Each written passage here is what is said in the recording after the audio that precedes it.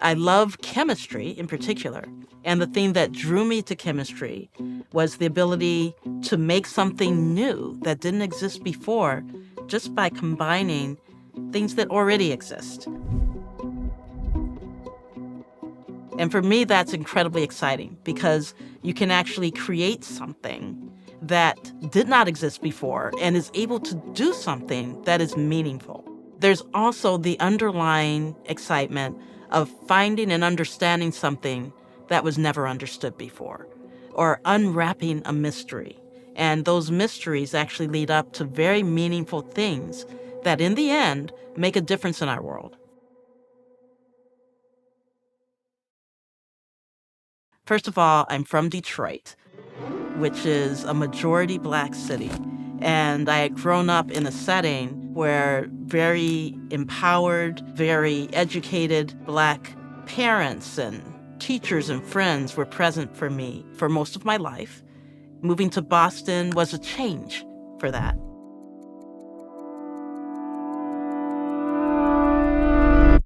The first time I walked into MIT, I was just enthralled. I felt like I was surrounded by people who were just like me in terms of their readiness to engage in scientific conversation, the fact that they got excited about science fiction.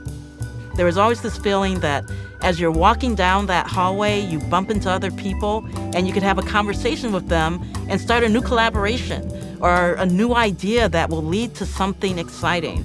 And that to me is something that is very unique to this place. And yet, I felt that there were different expectations that were being projected onto me. I felt as if there were people questioning me, not necessarily assuming that I had the ability to accomplish what I needed to in my classes. And this was something that came from my fellow students, even more so than the faculty. One of the things that was interesting about being on a campus where there's just a small cluster of us who are Black and a small cluster of us who are essentially coming from a very different experience is that we found each other very rapidly and formed community in which we could talk about those differences and those observations that we were making when we interacted with others in the classroom, or when we read an article in the tech that seemed to imply we shouldn't be here, or when we would encounter or hear a snide remark about how we happen to be here. That was really important for me.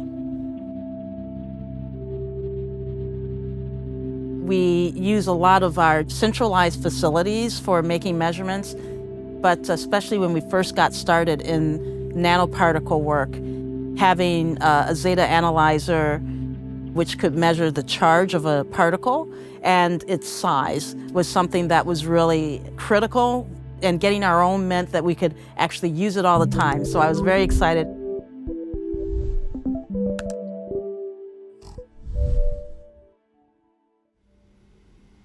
My original lab was in another building, in Building 66, which is the chemical engineering lab at MIT.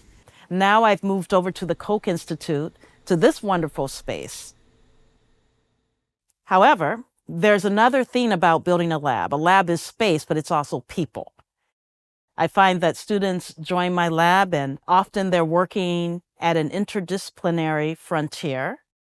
In the beginning, I am telling them what I think about where we should go, but in the middle and end, they become more and more professional, but they also become more and more engaged in the work that they're doing, and they begin to teach me about that work. Every one of them brings a very unique perspective, and that we would not be the incredible research lab that we are if we did not have those unique perspectives. So we not only celebrate the fact that everyone here belongs and everyone here is bringing knowledge, but also that they're bringing unique angles and views that actually help us shape our science.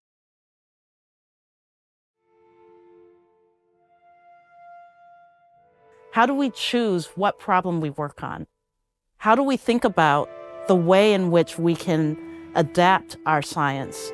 And those kinds of perspectives help to shape where we go with the work that we do.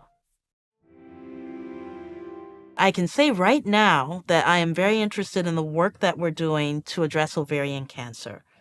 One of the things that is very difficult about ovarian cancer is that it is highly recurrent, and the proteins that we are anchoring to our nanoparticles with layer by layer are actually ones that stimulate the memory immune cells, the ones that not only help to kill the cancer, but also help to remember the cancer when it comes back.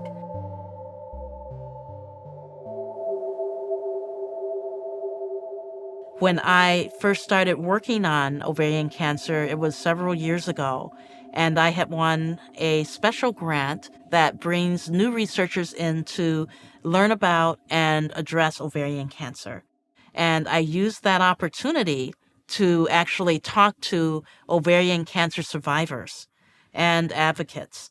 And what I learned was how impactful this disease is, how it impacts entire families, and why it is so important to continue the drive towards these therapies. So this is something I'm incredibly committed to. It makes me feel good knowing that this can impact lives, but it also keeps me somewhat driven. You need to stay on path so that we can get where we need to go.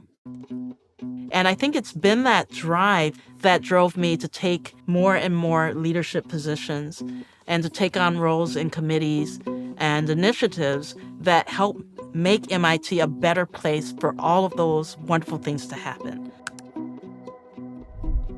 So when I was asked if I would consider this vice provost for faculty role, I was excited about the possibility of enabling our faculty on a much broader scale by helping to create programs that help them in their leadership development, that help them as they seek research funding and strategy, that help them as they try to advance their scholarship. I thought this is an amazing opportunity to continue in the place where I have been so enabled.